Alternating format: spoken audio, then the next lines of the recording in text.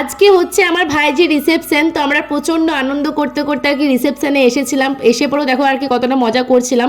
যেহেতু আনন্দ অনুষ্ঠানে আনন্দ তো করবোই না, কিন্তু আসার পর দেখো বেচারি মেয়েটা এতটাই অসুস্থ হয়ে পড়ে যে শেষ পর্যন্ত আর কোনো ওর হুঁশ থাকে না, পুরো অজ্ঞান হয়ে যায়। তো কেন এরকম হয়েছিল, কি হয়েছিল, সব কিছু শেয়ার করেছি। শেষ পর্যন্ত ভিডিওটা দেখো, সব বুঝতে পারবে। Hello friends, good evening, welcome back to my channel and welcome back to my another blog. আশা করছি তোমরা সবাই ভালো আছো, আমিও খুব ভালো আছি। তো আজকের ব্লগটা সন্ধ্যেবেলা থেকে এভাবেই শুরু করলাম। ব্লগটা স্টার্ট করা হয়নি, তো আমি সাথে সাথে মনে পড়লো যে আজকে তো ব্লগটা ইন্ট্রোই দেওয়া হয়নি। তারপর আমি চন্দনকে বললাম ঠিক আছে ভিডিও শ্যুট কর, আমি সাজছি এটাই শ্যুট কর, তাছাড়া কিছু করার নেই। কারণ সকালবেলা একটা ভিডিও শেষ করেছি, মানে বিদায়ের ব্লগটার কথা বলছি, তোমরা দেখেছো নিশ্চয়ই। তো সকালবেলা বিদায়ের ব্লগটা শ্যুট করার পর এখন ডাইরেক্ট সন্ধ্যেবেলা চলে এসেছি রেডি হতে, কারণ সন্ধ্যেবেলাতে আজকে আমার ভাইজির রিসেপশন আর আমরা কনেযাত্রী যাওয়ার জন্য রেডি হচ্ছিলাম।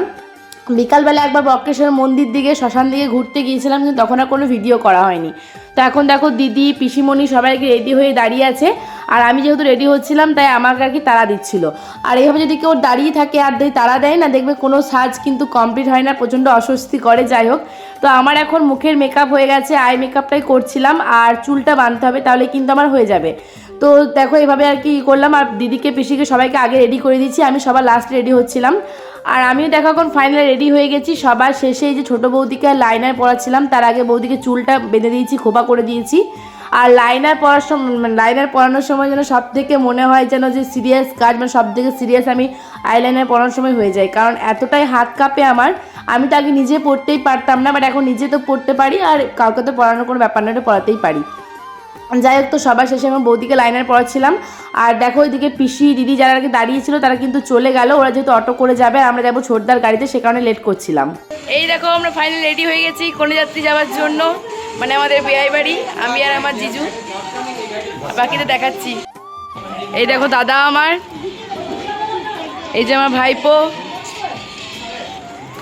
এই যে এরা দেখতে পাচ্ছ দেব, প্রণয়, আর এই যে দিদি রেডি হচ্ছে। বাকি আর এখানে লাইট নেই, এই দাদা।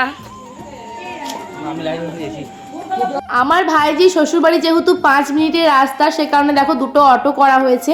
তো অটো করে আর কি উঠে পড়েছে বাকি কনেযাত্রীগুলো, আর আমরা এখন সবাই যাবো ছোটদার সাথে। তো কি হবে, গ্রামে বিয়ে হলে যায় না? এ আয়, গাড়ি দিয়ে যাবো আমরা, ওখানে যাবো। আমার মুখটা বসা বসা লাগছে, ফোনে ভিডিও করেছি তো। এই দেখো আমার ভাইপো, আমার ছোটদার ছেলে, গলা যা হয়েছে না চরম।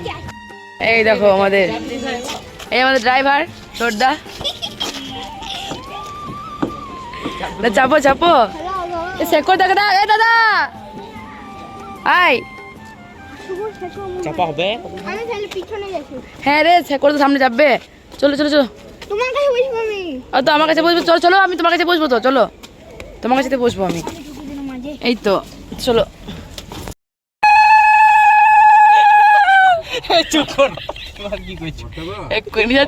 হ্যাঁ রে, এই তো গণেশদের ঘর।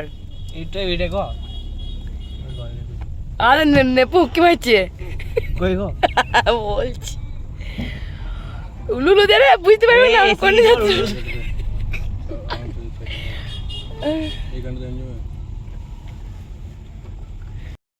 এই দেখো আমরা চলে এসেছি বিয়ে বাড়িতে এখন।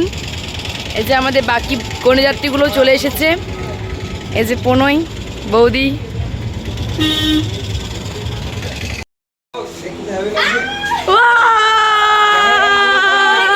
গাড়ি থেকে নামার পরে দেখো সবার ফার্স্টে আমি আর চন্দন চলে এসেছি নেপুরানির সাথে দেখা করতে।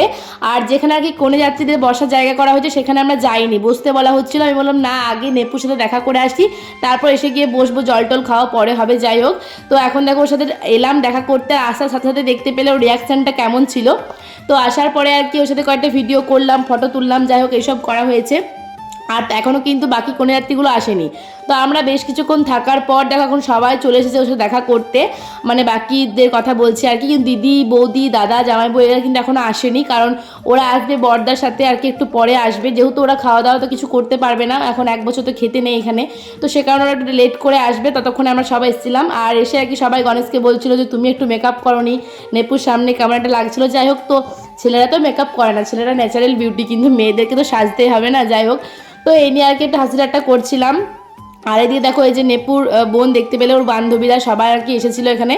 তো সবার যেহেতু ওদের জামাইবাবু হচ্ছে তাই আর কি মারছিল একটু, তো সবাই মিলে গল্প টল্প করলাম। তারপর আমরা নিচে গিয়েছিলাম আর কি। আর আমরা এখানে বেশ কিছুক্ষণ গল্প করতে করতে আর কি দিদি জামাইবাবুরা চলে এসেছিলো। দেখো জামাইবাবু আসার পর এখন এই যে গণেশকে এখন ধরেছে এখানে এইভাবে, তো বলছে একটা আমাকে ছবি তুলে দে, এই পোজে আমি ছবি তুলবো। আমি বললাম ঠিক আছে অন্য পোজটা, বলছে না। তো আমি আর কি ভিডিও করছিলাম আর এইদিকে নেপো আর কি ফটো তুলছিল।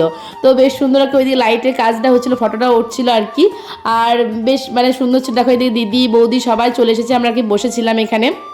আর আমরা সব দেখো মানে রুমটা ফাঁকা হয়ে গেছে, কিন্তু আমরা যাইনি। তারপর সবাই বলো এই তোমরা যাও টিফিন নাও, ওই জন্য আর কি গেলাম। আর এসে দেখো এখানে এই যে দেবকে বলছি তুই টিফিন পুরো ফাঁকা করে দিয়েছিস, আমি এলাম ততক্ষণে। মানে আমি আর চন্দন বৌদি তিনজনে সবার লাস্টে এসেছিলাম। দেখো এখানে সবাই আর কি বসে পড়েছে আর কি, মানে টিফিন কোল্ড ড্রিঙ্কস এসব খাওয়ার জন্য বসে পড়েছে আর কি। যাই হোক, তো এখানে কি বসার জায়গা করা হয়েছিল, আমরা এখানে আসিনি সবার ফার্স্টে। তো এখন আর কি আমরা বসলাম। এই যে আমাদেরকে প্রথমে দিয়ে দিল স্প্রাইট, আর এখানে বৌদি আমি প্রণয় আর চন্দন চারজন আর কি বসেছিলাম। আর তারপর দিয়েছিল টিফিন। তো টিফিন খাওয়ার পর এখন দেখো এলাম, এরা ডান্স করছিল, দাঁড়িয়ে দেখছিলাম আর কি। তো শ্রাবণী আর ওর বান্ধবীগুলো সবাই ডান্স করছিল। আর আজকে আমাকে ডাকছিল, বাট আমি আজকে ডান্স করিনি, এখানে পার্টিসিপেট করিনি ওদের সাথে। যাই হোক, তো চলো ওদের ডান্সটা একটু এনজয় করো।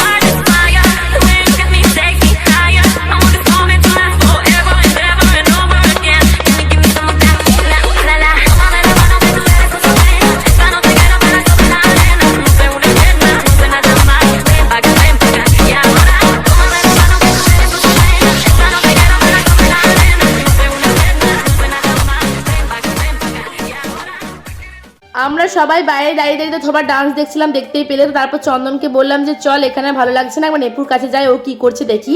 তো যখন এলাম কিন্তু তখন ফার্স্টে ও বললো পিসি আমার গলাটা একটু ব্যথা করছে।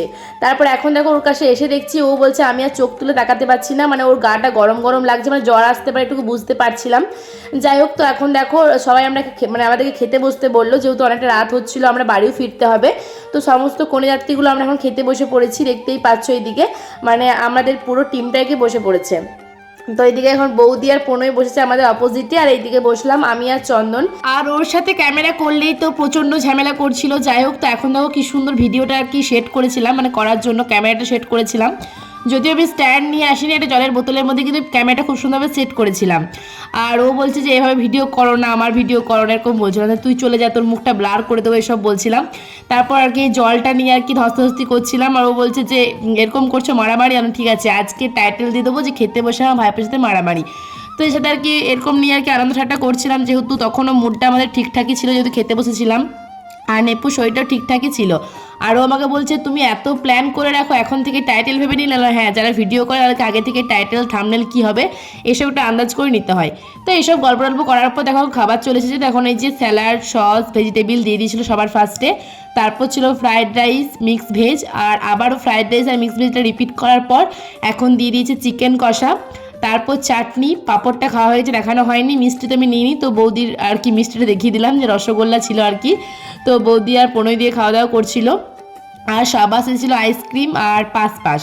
তো আইসক্রিমটা বসে বসে খাচ্ছিলাম, গলাতে এতটা ব্যথা, তাও আমি বলছিলাম যে আইসক্রিমটা ছাড়া যাবে না, খেয়ে নি। মানে আইসক্রিম কিন্তু আমি একটাও ছাড়িনি, কালকেও আর কি বিয়ে বাড়িতে খেয়েছিলাম, আজকেও খেয়েছিলাম, ওই জন্য গলাটা আমার অবস্থা বেশি খারাপ হয়ে গিয়েছিলো।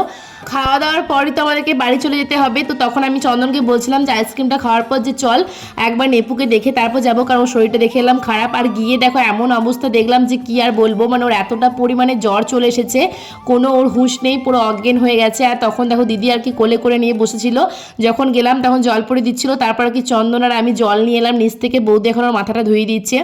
তো এমনই অবস্থা যে আর কোনো আর কি মুড ঠিক ছিল না, আর ভিডিওটা আমি আর কন্টিনিউ করিনি। তো চলো আজকের ব্লগটা এখানে শেষ করছি, দেখা হবে আবার নেক্সট ব্লগে।